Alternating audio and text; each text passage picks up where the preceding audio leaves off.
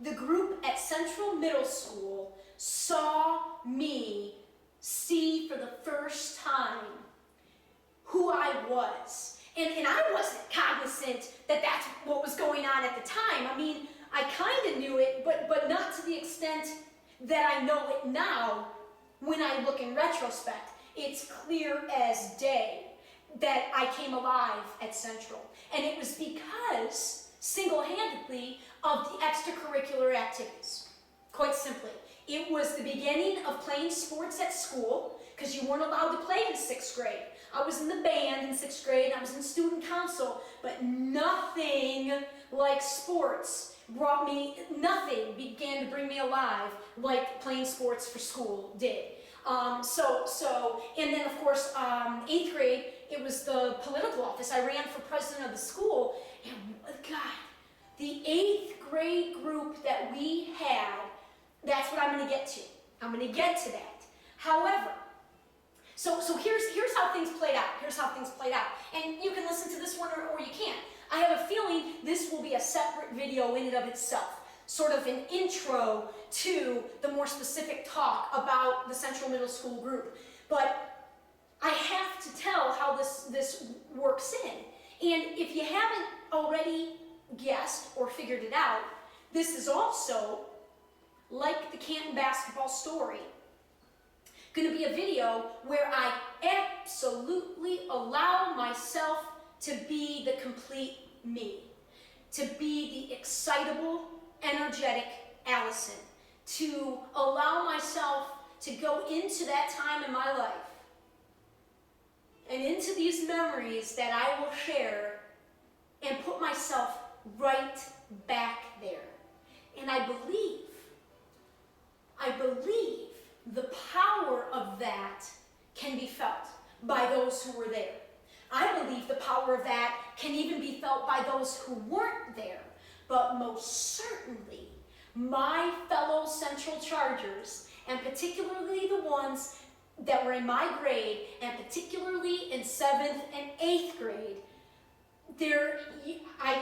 that's my hope, right? That's my hope. And if it, at a minimum, it's going to make people, even if they only listen to a couple minutes, it's going to make them feel good. They're going to think about that, and they're just going to feel good because it was an amazing time for way more than just me.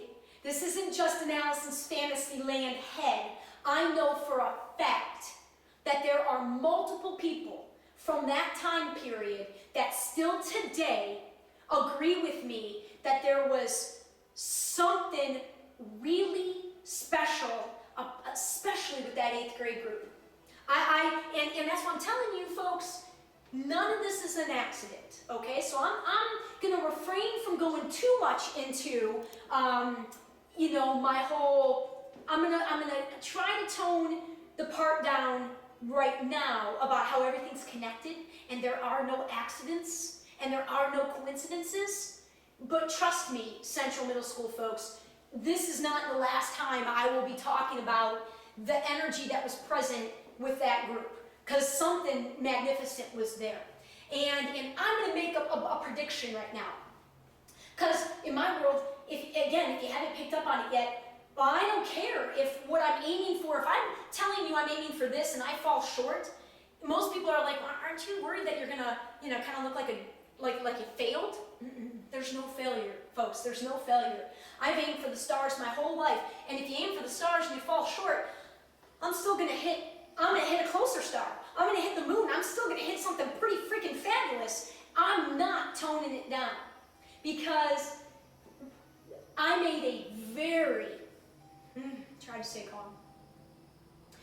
I made a very, very powerful realization about myself with the help of an amazing life coach, Sadie Whip, a new friend and an author, a speaker, just an all-around badass, phenomenal example of a very powerful, confident, brilliant woman out in Seattle.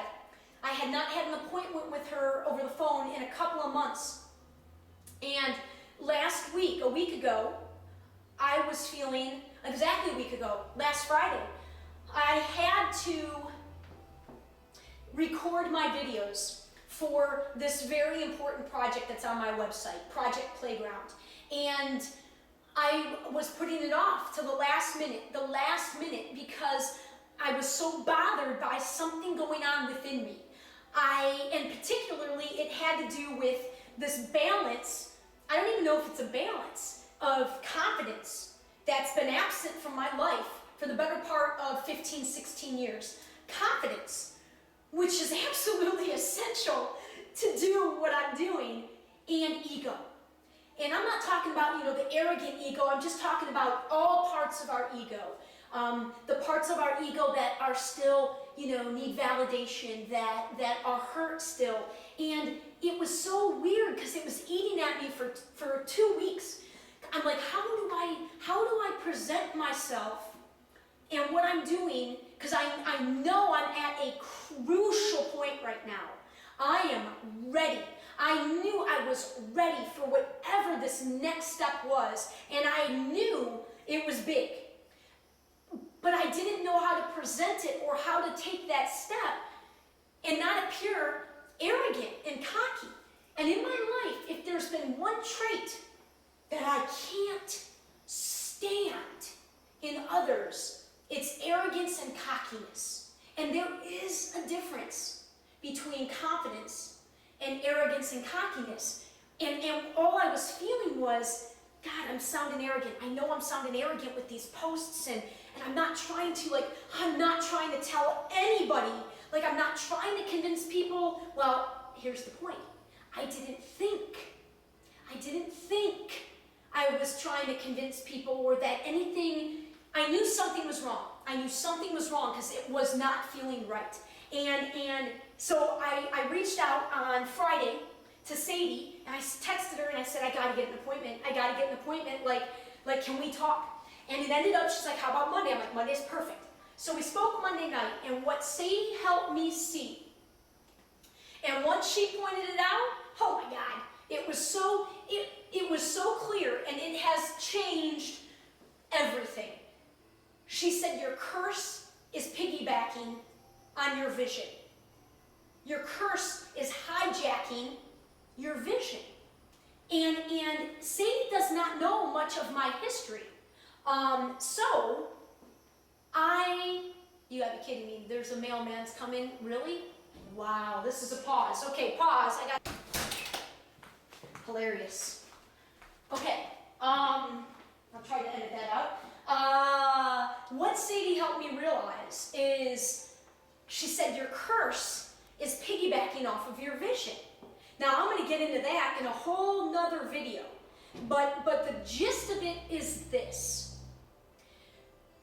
What little she knows of my past, and because of where she has gone in her own journey, she was able to see, she said, you have had to prove yourself and apologize for who you are your entire life. And she hit the nail on the head, and particularly when it came to work.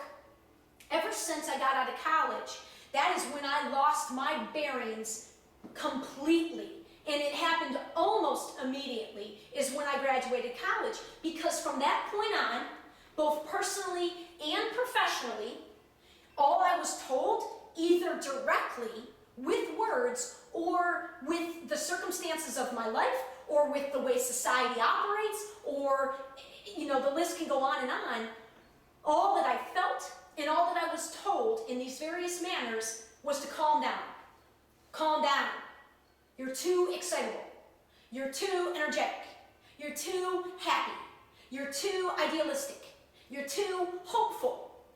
You're too trusting. Like all of these things that I'm sitting here going, wait a second, I'm not, call me crazy, but I thought all of those things were good things. When did those things become bad things? How in the world are we not fueling and honing and guiding and supporting people with those things? That is what I am. Those are the people that I am going to be working with. And what Sadie helped me realize is, Just own it. Own yourself. Own your vision. Own your talents. Own your gifts. And most importantly, stand up and own yourself. You never have to apologize for who you are, most especially when you're living your life. Everything I'm doing is guided by love. The biggest shift that has taken place, that's throwing a monkey wrench into everybody else's relationship with me, like my relationship with everybody that supposedly knows me the best. The thing that I'm doing for the first time in my life, the past 2 years, loving myself first. Loving myself more than anybody else. Loving myself more than anybody else. I have a history of not loving myself for,